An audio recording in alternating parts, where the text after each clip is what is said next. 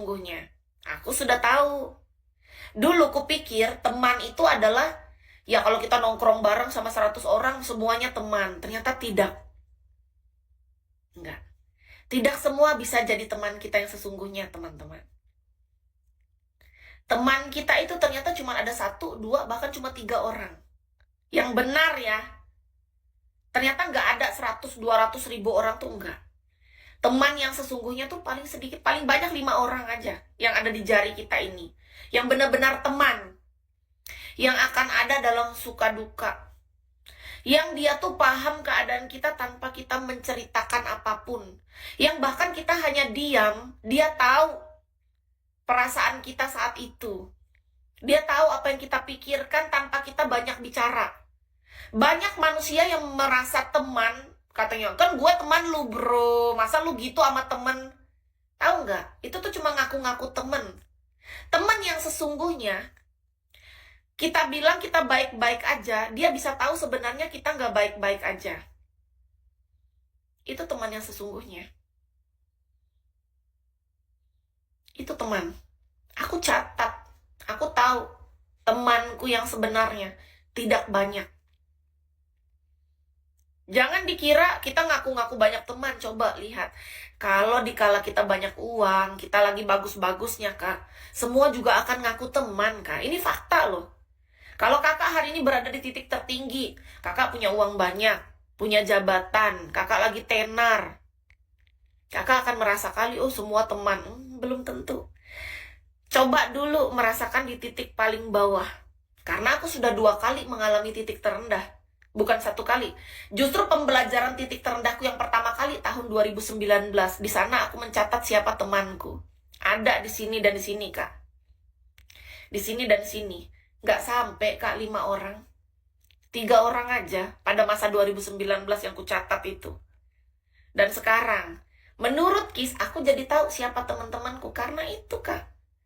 Karena Kis bukan tipe orang yang suka mengejar.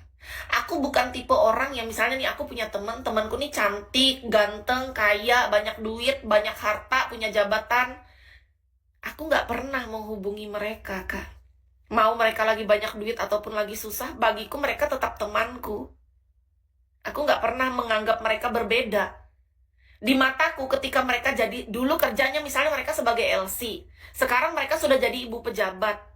Di mata aku dia tetap teman aku, bukan dia LC atau ibu pejabat. Karena pekerjaan mereka itu akan selalu naik turun, silih berganti. Ekonomi mereka mungkin mereka dulu banyak duit sekarang miskin, atau dulu miskin sekarang kaya. Itu adalah hal yang naik turun seperti grafik saham. Yang tidak berubah adalah aku melihat dia sebagai seorang sosok manusia, entah dia pria ataupun wanita. Dia sama di mata aku memandang dia adalah temanku. Iya, aku tidak akan berubah memandang dia sebagai temanku. Karena misalnya aku bersama dia nih di masa susah, dia di masa kaya, dia adalah saksi, Kak. Teman-teman dekatku yang memang kuhitung 5 orang ini, Kak, ya, dia sendiri yang akan merasakan.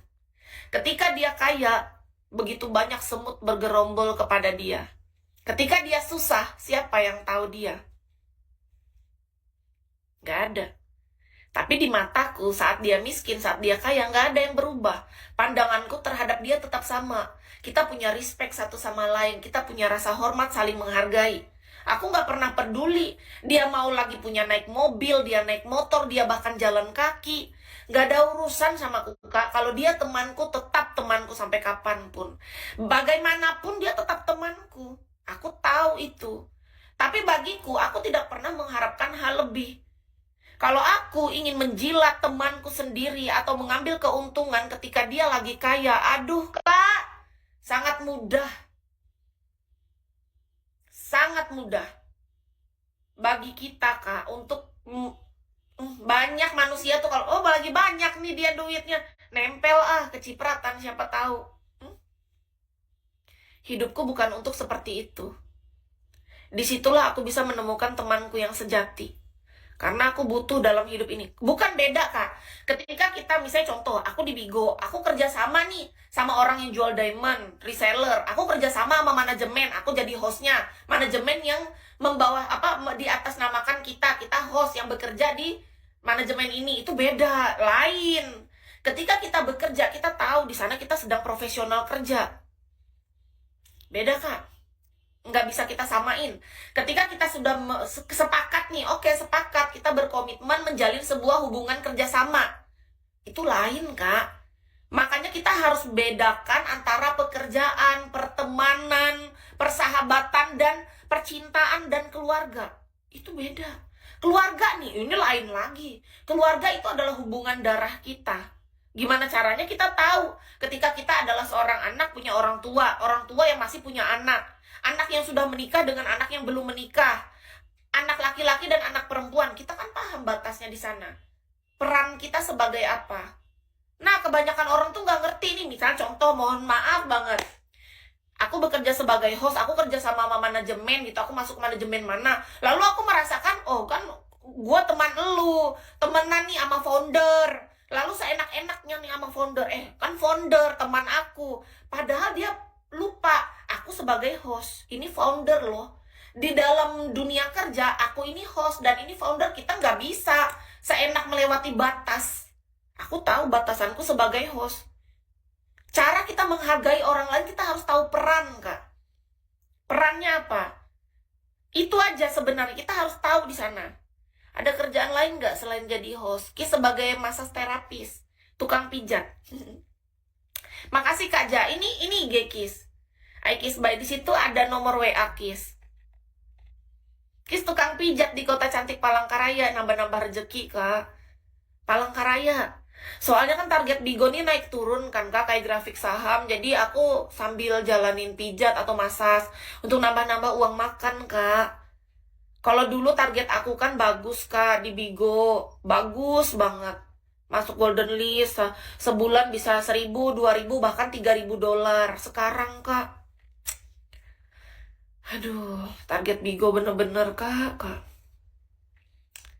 Gara-gara aku salah langkah. Kesalahanku besar, Kak.